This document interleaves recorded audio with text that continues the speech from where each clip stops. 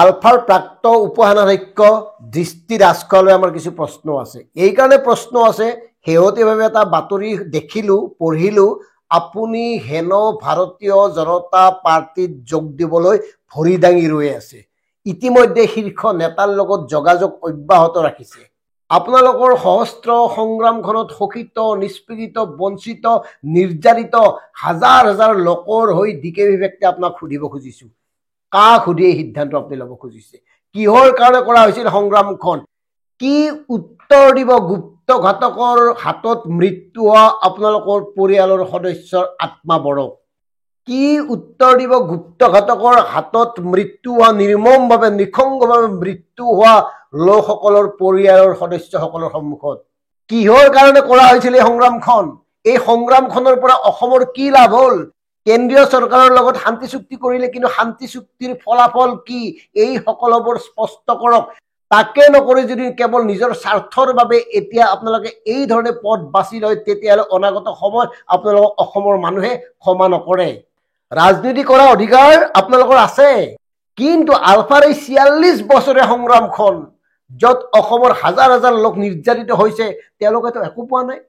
আপোনালোকে শান্তি চুক্তিৰ নামত কেইলাখমান টকা ভগাই ল'লে, কেইশমান সদস্যক ভগাই দিলে, তাত বাহিৰে কি কৰিলে? প্ৰকৃত একাংশ লোক বঞ্চিত হৈয়ে আছে।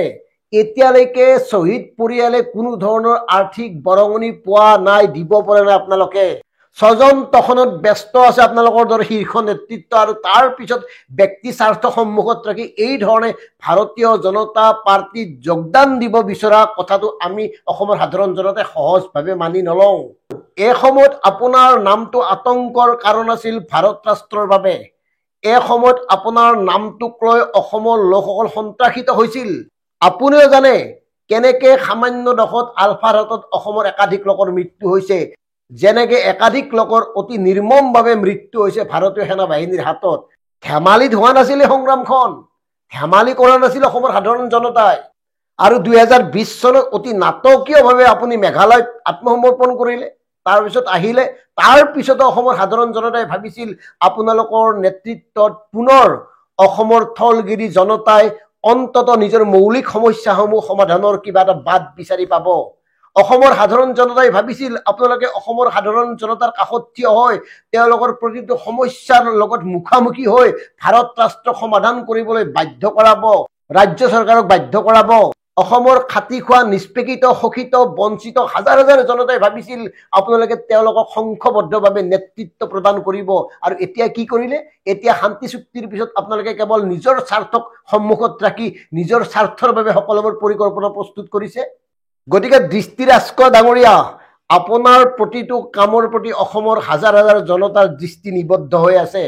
বিশেষকৈ গুপ্তঘাতকৰ হাতত নিহত হোৱা আপোনালোকৰ পৰিয়ালৰ কথা ভাবি সিদ্ধান্তবোৰ ল'ব।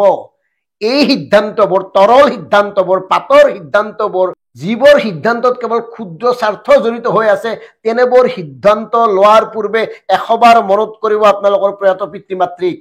১০০বাৰ স্মৰণ কৰিবলৈ প্ৰয়াস কৰিব এৰি হোৱা দিনবোৰৰ সেই ভয়াৱহ কথাবোৰ, সেই তেজ ৰঙা ইতিহাসৰ প্ৰতিটো পৃষ্ঠাত লুকাই থকা নিৰ্মম নিৰ্যাতিত সত্যৰ বিলাপ।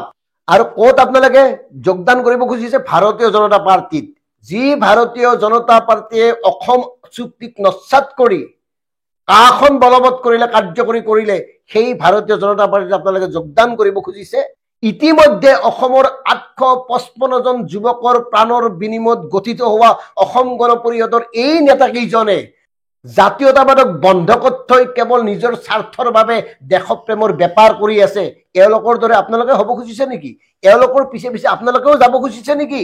অসম আন্দোলনত হেৰুৱালো ইমানজন, আলফাৰ আন্দোলনত হেৰুৱালো ইমানজন অসমে, কা আন্দোলনত হেৰুৱালো ইমানজন। এনেকে জাতিটোৱে প্ৰতি আন্দোলনত, প্ৰতিখন সংগ্ৰামত হেৰুৱাই যাব, নিৰ্যাতিত হ'ব।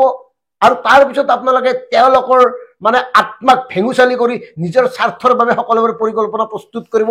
এই কথাটো অসমৰ মানুহে মানি নলয়, অসমৰ সাধাৰণ জনতাই মানি নলয় ডাঙৰীয়া। আৰু মানি নলয় বাবে অসমৰ সাধাৰণ জনতাৰ হৈ ডিকে বিবেকে এই কথাবোৰ আপোনালোকক কৈছো, এই প্ৰশ্ন আপোনালোকক সুধিছো।